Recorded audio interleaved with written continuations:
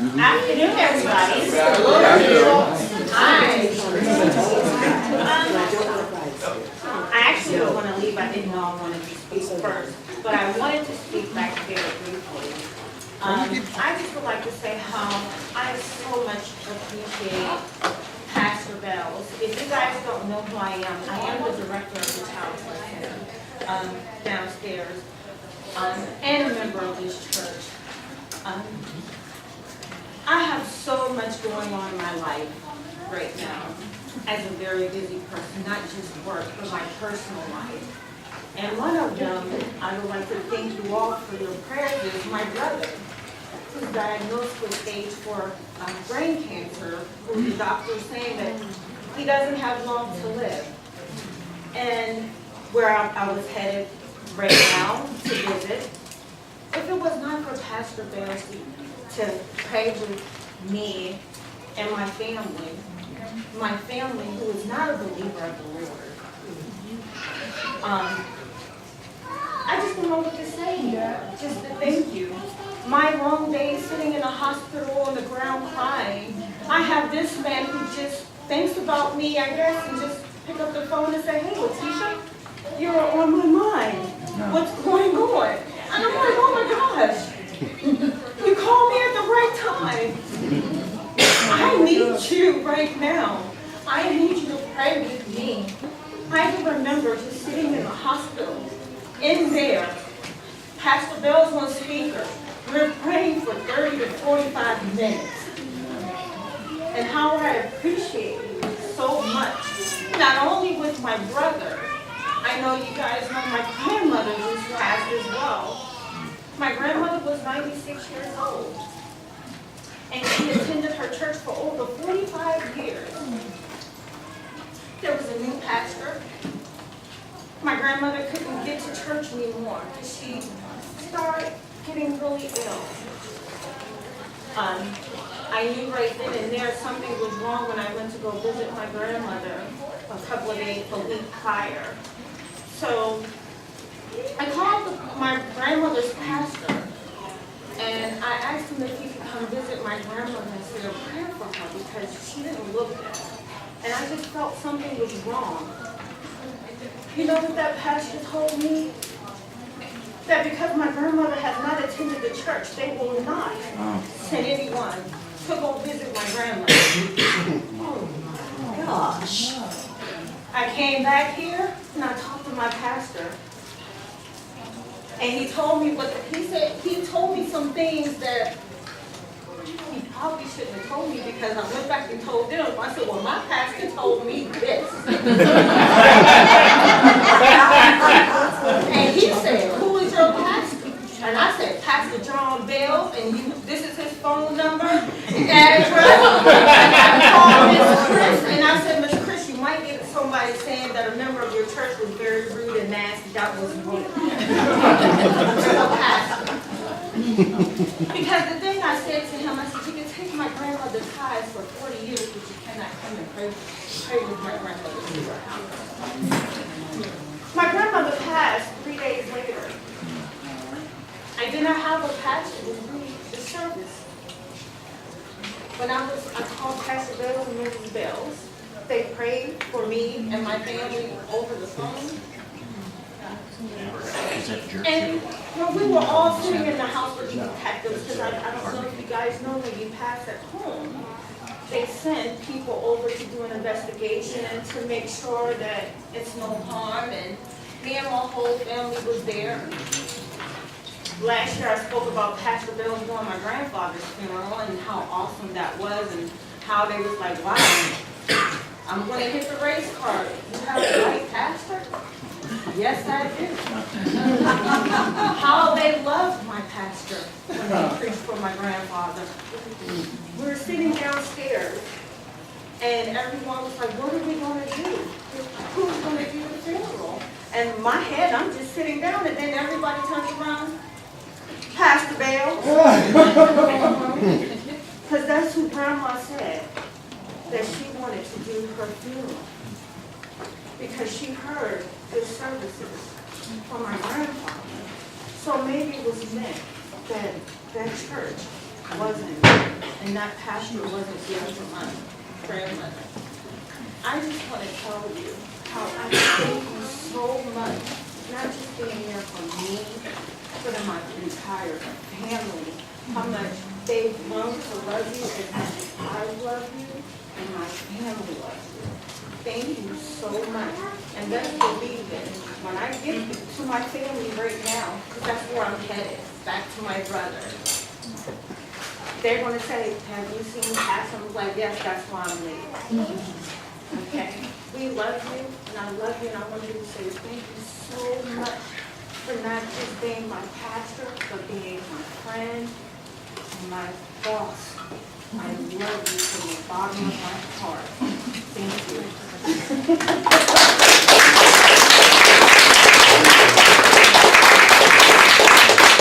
We ought to pray for Letitia right now. Amen. God, I pray that you would help Letitia today as she drives. I pray to keep her safe, and I pray when she goes to be with her brother that you'll make her a real light to him, breath of fresh air.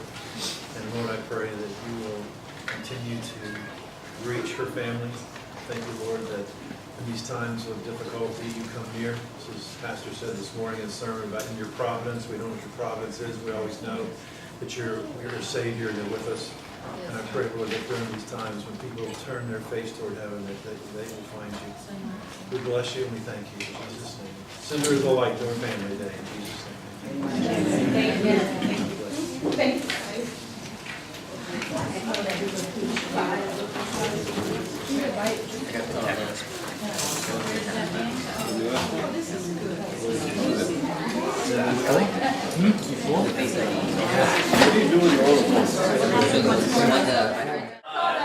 I have known Pastor Bells for quite some time, and as a matter of fact, there's also some work we actually did in this church. I helped him out do, and he found out some of the things I could do, and he said, "Hey, we're trying to do this here." I was like, "Really? Why you guys want to spend money? There is youth around. We could do it." Usually, churches I'm from or where we're from, we get people to get things done in the church. That's how we actually save money for the church and all that. But the one that made a lot of impactful moment in my life, one of them is when Pastor Bill saw myself and my wife through some audit. We were going through some family issues between my wife. And it wasn't me, it wasn't me.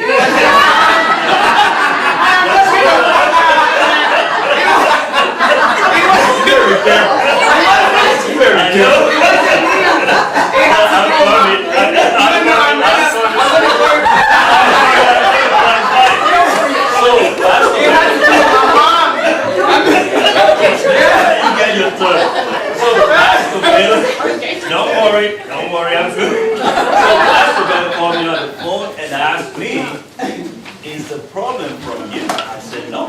And he asked me, "Is it from your wife?" I said, "No." He said, "Then why do we have this problem?" I was like, "I don't know." We just kind of, when you have things, you don't want to let go, you hold it so hard. So he went through with us, he prayed with us, and he helped us, and finally, we went through that together, and that's actually it's our mom, but we good now.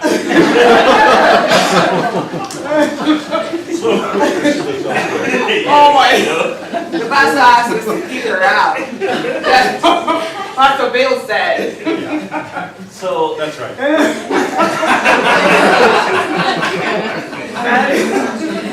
So Don't listen to either one. Yes, that's the way it works. So Pastor Bell and his wife, we should call her Pastor Mrs. Bell.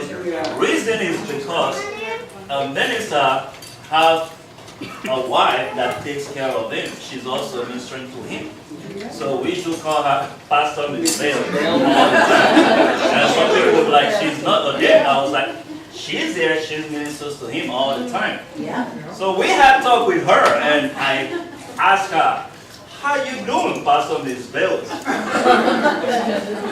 She started from A to Z, and I froze. I told my wife, and I asked my wife, "How no idea. Okay, you should have told me this, Daddy. You know? She is wonderful. This family is wonderful. If Minister was and I hold my hat, I say Pastor and Pastor Mitchell, thank you very much. I appreciate it. Okay, I'm gonna try to make mine really short. Yes. It was gonna throw me under the bus there. No. I was gonna put the disclaimer out there. Never did that. Anyway, we've known the pastor since my son was a few months old. Maybe Joseph was 3 months old when we started attending this church, and we got transferred by the Navy. And so we got here, and this was the first place. Like usually when we go to a new place, we try to get plugged in. And by the grace of God, I have been a Christian, I would say, for the most part of my life. I am one of those kids who somehow God found me. Like against all odds, He found me. And so when you see me praise, that's the reason for that. And so prior to coming here, I had been a Christian almost going on maybe 25 years at that point. And I had also been a minister in Nigeria, so I know the scriptures by the grace of God. But then when I came here, something happened. I saw the Bible in a new light. I mean, those things that I didn't quite get before started to become a little more meaningful. And it made a lot of sense. I mean, you need to be grounded in the Word of God, because in this world, the Bible doesn't tell us like we're going to be free of tribulation. The Bible actually tells us that we would have tribulations, but that we should be of good cheer. But then you find out, particularly in a lot of third world countries, and even in America, when we want to hear a gospel that tickles our fancy, and we want to be spoken to and how people just make us feel good.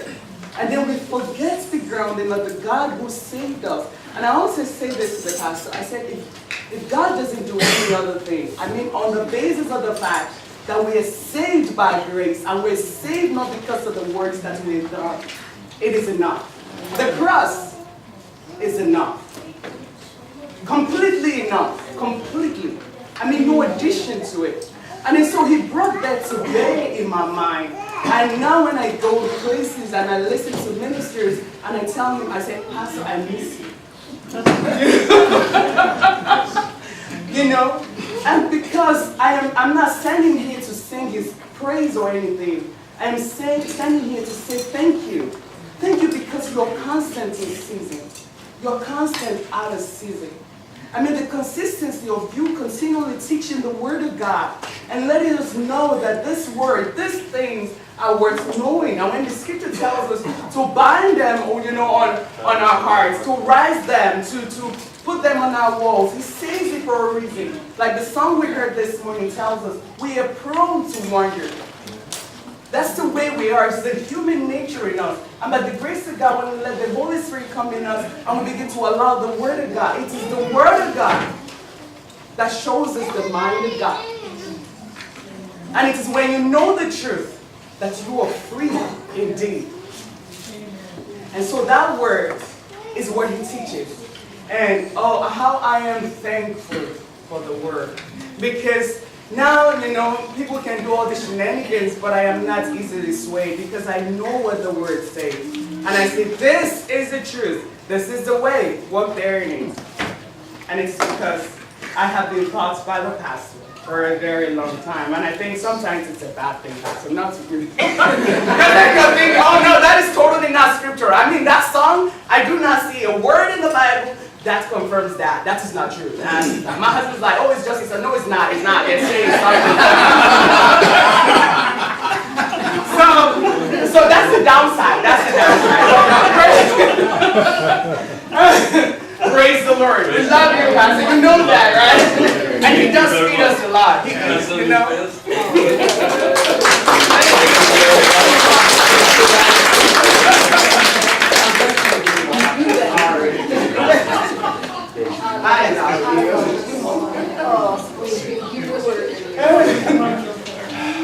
Do we have just a time out? Let me say something.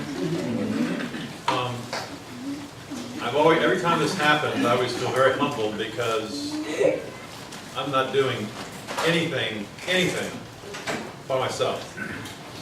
I've told my wife over and over and over again, and it becomes more and more real to me as I grow older, that I can say without any qualification that I have not been able to achieve anything in my life that I've achieved except for my wife and her support. Not only support, her creativity, her comfort, contributions, and that's not just something you throw at your wife to make her happy. It is really a reality. I mean, nothing that I can look at and say, well, I could have done that without Karen. I can't. She's been so powerfully important in my life, especially during the last year and a half or so when I've had this condition with my right arm. And, she's a wonderful woman. Yeah. Great. I'm so blessed with God that happened. And I'd like also to say, I'll try to be brief, I could go on, but God has placed some people in my life also in ministry that have been so valuable to me, and found that there are kindred spirits that are all over the place that we find after a while that we see them come near us, and if we're sensitive and we're studious to it, we can join ourselves to them. They want to be part of your life. And I think of some of those very unique people that have been a part of my life, and I think one of the first names that comes is Chris Van Slyke. She and Roger was one of the elders up at the church in Germantown. We planted the church, and they were such a valuable family to us, among others. Chris and I have, she says now, it's been a long time. That's what a woman would say, right? But I know it's like close to 40 years that we've been in ministry in one sort or another, and closely in ministry from the standpoint of her being my both assistant and associate. Now she's administrator of our church, and everybody knows. Ask Chris, right? Everybody says, ask Chris. Yeah. Ask Pastor Mrs. Bales or ask Chris. And in addition, the council, our church council, we've seen a pretty big miracle take place here over the last 20 years. We merged something that's pretty rare. We merged two churches together, and actually 3 churches came together at that time. I know Pastor Sanborn was instrumental in that merge, as he was the interim pastor here at Alpine Baptist Church at the time. But even prior to that, when we merged with Living Word Fellowship and their leadership, some of their leadership remained in leadership with our church, and I think of Asher, for example, and Clark Tyler and others. The remainder of our church council has been very valuable. It's a beautiful thing to have a leadership that's not just willing to help, but really is in a cohesive sense of vision together. And I see that in them. And then more recently, I'd like to just give my thanks for Pastor Melson and for Marcia and for their life. Roger's been a lifelong friend of mine. In fact, people would say, well, who pastors you? I'd say, well, Pastor Melson's my pastor. And they'd say, well, who pastors you? And he said, well, John Bill's my pastor. This little thing that God did with us, in addition, John Masadiegos and W.A. Young and Brother Price. And more recently, Jerry Banks, the pastor up there at Frederick. These men have been very significant in external and pastoral relationships, and they're very important. I think that the richness I have in my pastoral relationships is something that reflects itself in the relationships I have with everybody else. It's when I'm with you, I hope you feel like that I'm your friend. And, that's because I have friends. And what does it say? It takes a friend, no friend, or something like that. And so I've been blessed in that way. And there's other grounds room. I see a host of people that I've had fellowship with, and I appreciate that so much. So I just want to make sure that those persons were recognized on this day as well. And if I've missed saying your name, I'm forever. Roger, as you say, we don't say sometimes things we wish we had said. And sometimes we say things we wish we hadn't said, which is more of the occasion. But God bless you, and again, thank you so much for this beautiful day.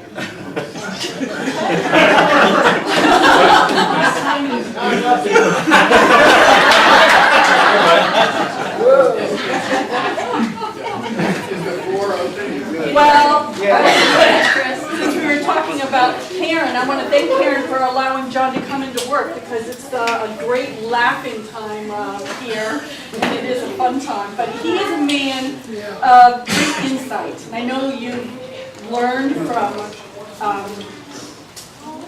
Reformed Theology, your school, Gordon Conwell. Yes, I know that you went there for education, but you've also experienced God, who's given you, pay attention, given you great insight.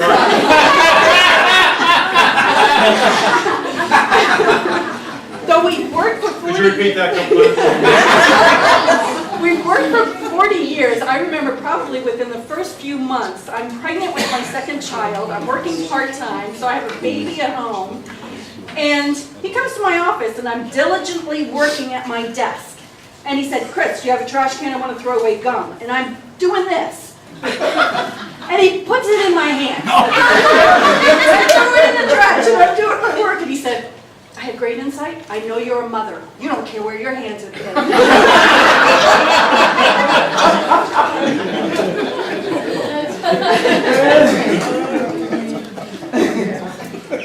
I think Henry wanted to say something. Who's got the timer?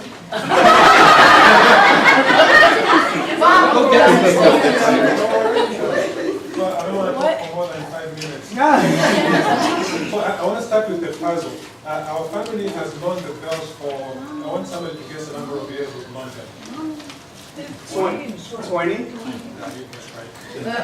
Close to. Anyway, we've known the bells for a long time, and I don't like telling this story because it gets our family emotional, but I'll try to make it pretty short. So this is my last one son,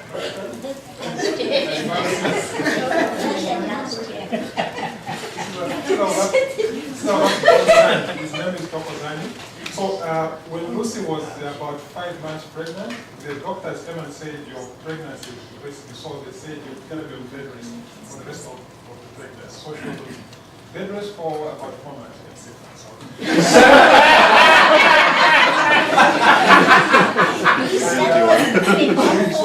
During that time, we set up the bedroom in the sitting room, and Pastor Bells used to come to visit us. And I remember at one time, Pastor Bells used to come to visit us with a lot of prayers. And after that, the baby was born. And then a few months later, my wife had another issue. She had almost kidney failure, so she was in hospital. But I recall Pastor Bells at one time telling me that, Henry, a lot of people want to help you, but they don't know how to do that. So they said, let us just pray for us, and I'll just need your prayers. And also during that time, we had such a crisis that I remember Chris organizing a lot of people in the church to bring food to us. There was so much going on. I remember driving from home to bring the kid to Rongata to do babysitting. So it was just such a crisis, but eventually, the prayers and the support we had really made us go through, overcome that. When Lucy was doing dialysis, the doctors came and said, oh, looks like your kidneys are working again. And they were like, we've never had anybody who has come for dialysis and left the place with total cure. Whatever. So she was really, I just believe the God and whatever. So and the bottom line is the bells are part of our history, no matter what, and the church really supported us when we had this crisis, and all the prayers really helped us. So the bells, they're part of our history, the church is part of our history, it's everybody that helped us. So really all this church, we cannot measure how much, we cannot compare how much they've done for us. So that's my 3 minutes, right?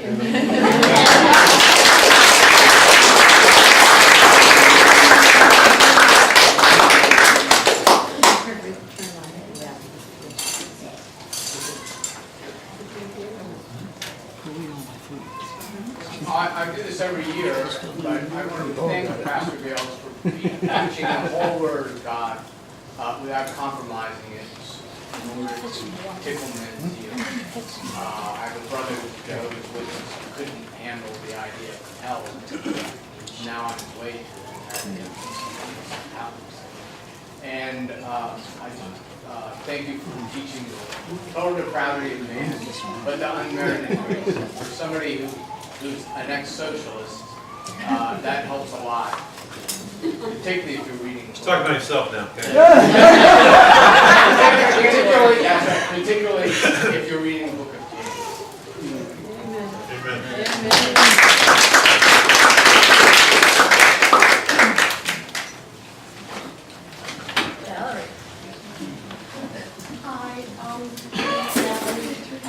I used to go to this church about 12 years ago. My husband and I came for about 13 years. And I just want to thank the Bales because, and a lot of you too, but, you know, they were there for me, really there for me. When my mom passed away, they were there. John set me up with Susie, we became best friends.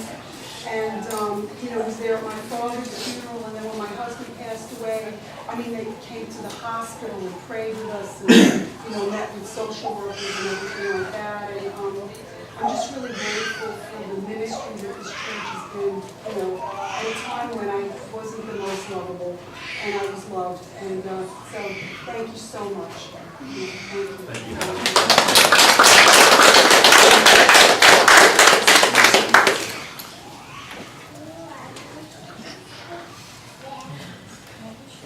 I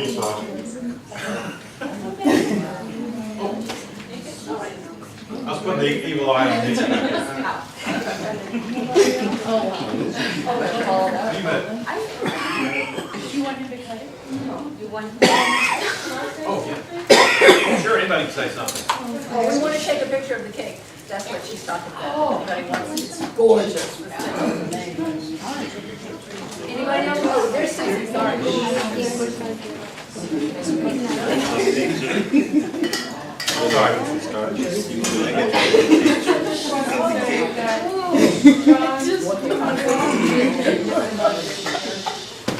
And I've learned so much this week, and mostly through the Bible study. You take the Bible study verse by verse, and I've never had a teacher like you. And I understand it when you teach it. And I really do appreciate it. And I also want to say, I really appreciate the night that you let your wife come to my rescue. When my dearest friend of 55 years was gone, and Karen was kind enough to take me to the hospital. I hadn't seen her for a long time. Oh, in Georgetown. Boy, what a night that was. We made it though. We made it. Excuse me, you said I let her do that, you said? I mean. I let her. He gets all the credit. Yeah.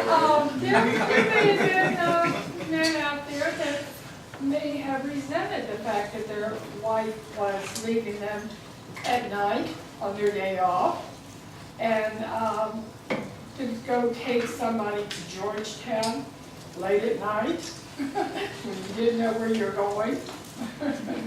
But she was kind enough to do that.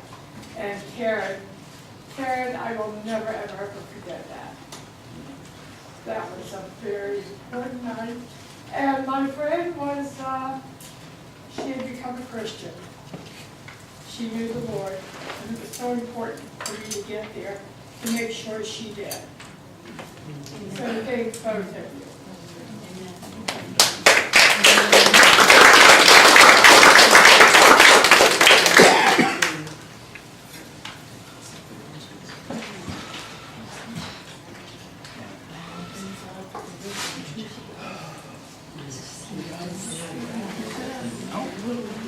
Cake up there.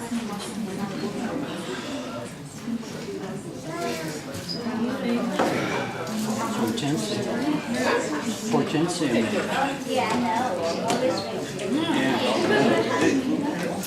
Hey, Raj, She went to school. right. Lasagna's terrible. Can I have half to go home?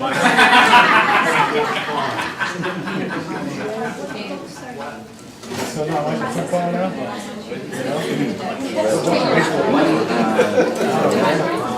But it actually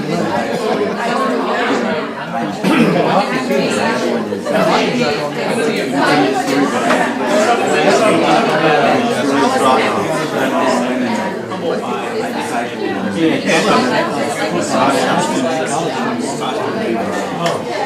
on my team, Clemson. Clemson? Oh, yeah. In South Carolina? No, I just chose, I picked Clemson last year to win. I didn't know about that. So I figured I'd stick with it.